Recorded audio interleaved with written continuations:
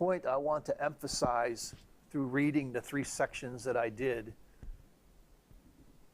is really about you, us, everybody, recognizing the necessity, call it a request if you want,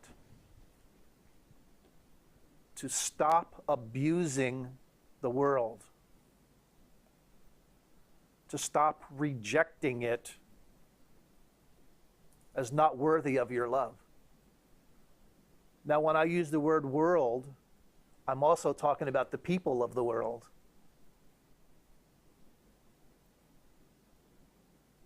I'm talking about whatever it is that you think circumscribes you.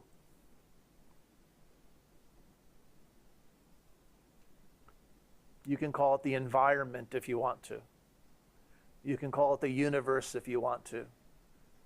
You can say it's everything that is made manifest if you want to. I don't really particularly care how in your mind you choose to describe that in words. I'm talking about while you have the belief in your own mind that you are separate from anything,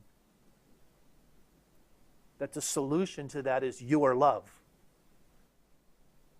And that the way you get to that love, and we must admit that we need to get to it, otherwise we wouldn't be experiencing the separation. And we must admit that the way we get to that love is through forgiveness. We have to stop justifying the laws of the world and begin to forgive so that God's laws can return to our awareness. And as we begin to live in harmony with God's laws, there will be more and more of the love that we are being expressed as love and not being expressed as the disappointment and the depression and all the other what you call negative aspects of being a human. In that, rather than the world disintegrating, it will literally disappear from your mind after it's become full of the happiness and the joy that it deserves. It deserves because it is of you. And you being love, anything that is of you deserves to be loved.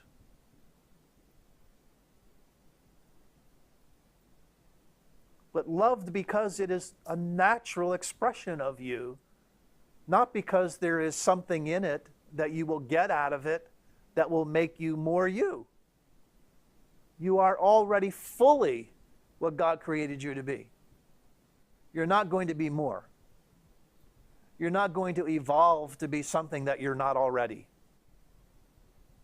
Evolution is just your awakening to what already is. So my whole attempt here today is to help those who want to follow the teaching of Jesus, the teaching of A Course in Miracles, to realize that the real essence of his teaching is for you to be love. He asks you, in fact, in the Bible, to love your brothers like he loved you. His whole teaching is really about love. So don't use this teaching to justify why it's okay to be less than loving with anybody, even those who are out there killing. They are still your brothers. They are still a part of you, but they are asleep. And they need to be reached with your message to them about what you have discovered, about what you now remember, about what you recognize. You now have the job. You now have the assignment to bring this message of love to your world, to the people that you know. Now, if you want to know how you can best serve God, I think it should be very clear to you, perhaps, how Jesus thinks you can best serve God. Maybe you will agree with him, maybe you won't. But I think it's very clear what he believes. And he presents those beliefs because it's his experience. And it's his experience because he so associated himself with the Christ that the experiences that belong to the Christ are now his. In that realization, he recognized that you actually made all of that transformation with him. He did not transform into the recognition of the Christ alone. It included you. And so he wants you to know that. However, if you reject that, you will get a world of pain and suffering and death. And if you accept it, you will come to know, as Jesus has, that you are the Christ. And the world will change according to your thoughts, your beliefs.